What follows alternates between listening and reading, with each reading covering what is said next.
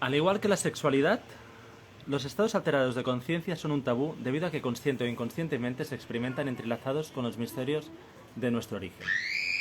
¿De dónde venimos y cómo llegamos a ser como somos? Estas experiencias disuelven las fronteras y amenazan el orden del patriarcado reinante y de la dominación de la sociedad por la expresión carente de reflexión del ego. Estas palabras son de Terence McKenna, de su libro El manjar de los dioses. Y bueno, siguiendo con el hilo de lo que estuvimos hablando ayer en el directo sobre la revolución amorosa, con Álvaro, con Olga y con Rosa, quería hacer una breve reseña sobre este importante libro. Para mí es una joya del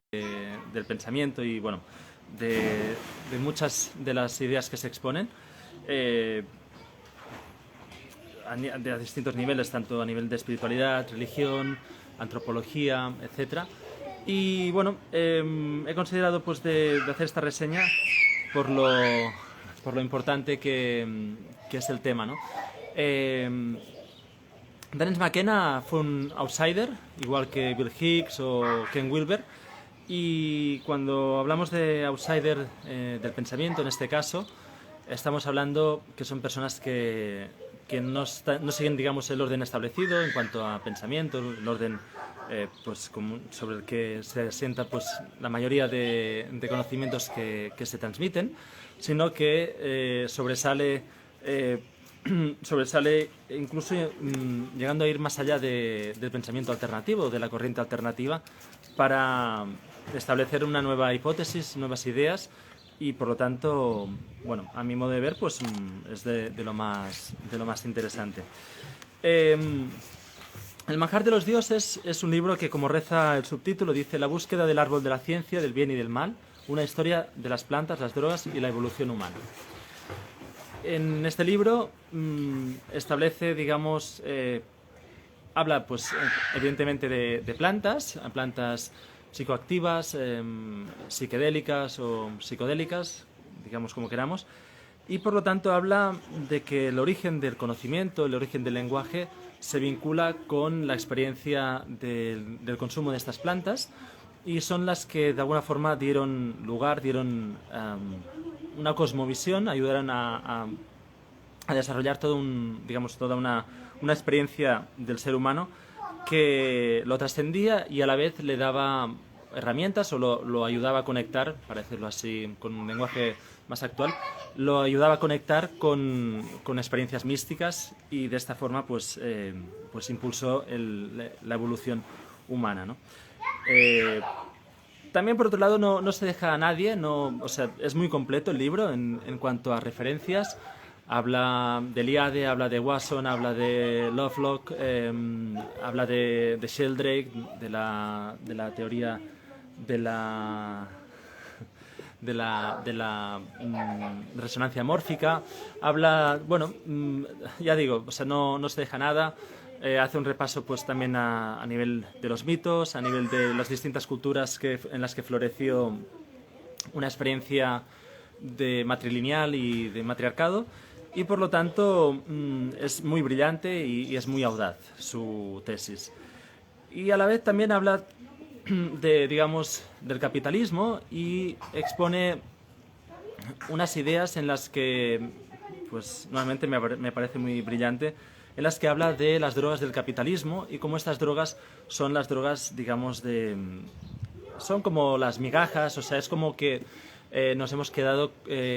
con la experiencia más pobre, para decirlo así, que es la experiencia del consumo de ciertas sustancias, pero no de forma lúdica o no de forma de conexión mística, sino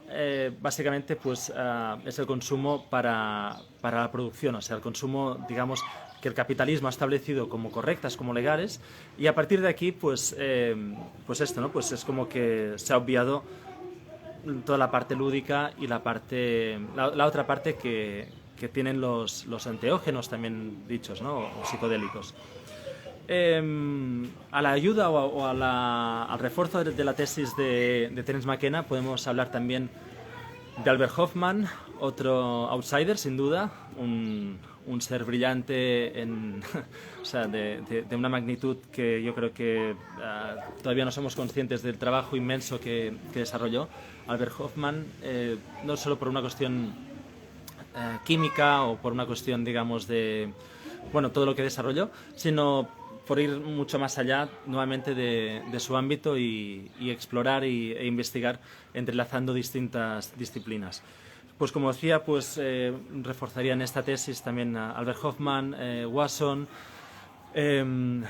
junto con Robert Graves, por ejemplo, Fericla, de aquí de Cataluña, Antonio Escotado, que hace un tiempo se nos fue,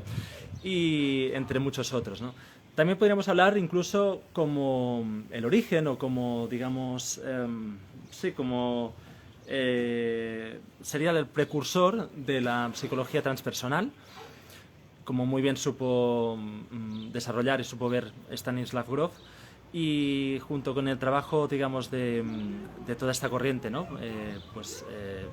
En la experiencia, pues podríamos hablar de Timothy Leary, de Ralph Metzner, entre otros, ¿no? Que fueron pioneros en la investigación en la universidad primero y luego posteriormente pues fuera de la universidad con estas sustancias y con la capacidad que tienen de sanación, de ayudarnos también en el tránsito, en el proceso de la muerte, etcétera, etcétera, ¿no? Tampoco me voy a extender mucho más, pero solo, bueno, esto, que quería apuntar pues la importancia de este libro y hacía días que lo quería hacer. Ayer hablamos sobre la revolución amorosa, nos dejamos algunos temas, fuimos conscientes, pero también da para lo que da y fue de forma muy improvisada la conversación. De hecho, a Olga y a Álvaro, antes del directo, pues nos conocimos unos minutos antes, entonces fue así, pues tal cual, improvisado. Y nos dejamos, como decía, pues a hablar, por ejemplo, de las múltiples formas que existen de amar, ¿no? En un sentido también pues amplio, no necesariamente desde el amor romántico o el amor de la pareja o el amor del matrimonio, etcétera, etcétera, sino pues las múltiples formas que se pueden dar para expresar el amor. Nos dejamos también todo lo que es el lenguaje del deseo, la expresión del deseo, que como muy bien Fernando Savater pues ha desarrollado, entre otros y otras autoras. Y bueno, y varias cosas que luego estuvimos comentando que podrían haber salido, pero no salieron. Y bueno, en próximas ocasiones ya tendremos ocasión de hablar. ¿Y qué más? Nada, bueno, esto yo creo que para quien tenga interés, coged este libro, a mí me encantó,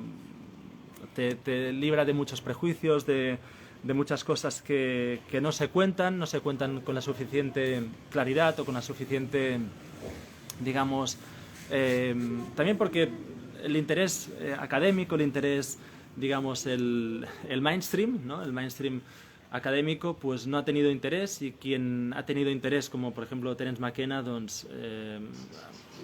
a menudo se los ha tachado de gente que, bueno, como un poco locos, ¿no? Es gente visionaria, y al final los visionarios como William Blake o como muchos otros, es gente que está, pues, digamos, fuera de su tiempo y fuera de su contexto cultural, y son personas que son capaces de ir más allá y de traer luz, claridad, que son las que realmente hacen avanzar la sociedad, las que también a la vez se confrontan con la sociedad las tesis reinantes, imperantes, y sobre estas construyen alternativas y construyen, por lo tanto, otros caminos que quizá al principio pues no se las atiende, no se les da bola, pero con el tiempo, con el paso del tiempo, se demuestra que normalmente son las que tienen validez. Y por poner un ejemplo, podemos hablar de Friedrich Nietzsche, uno de mis referentes, ¿no? Al que durante en vida no se le hizo caso, no se le dio ninguna bola a Nietzsche, y en cambio con el paso del tiempo y de los siglos, pues hoy día es uno de los referentes básicos sobre la deconstrucción en la que se basa, digamos, nuestra reflexión crítica, ¿no? Así que, bueno, sin más, cualquier duda, cualquier comentario será bienvenido, y nos vamos viendo. Un abrazo y gracias por vuestra atención.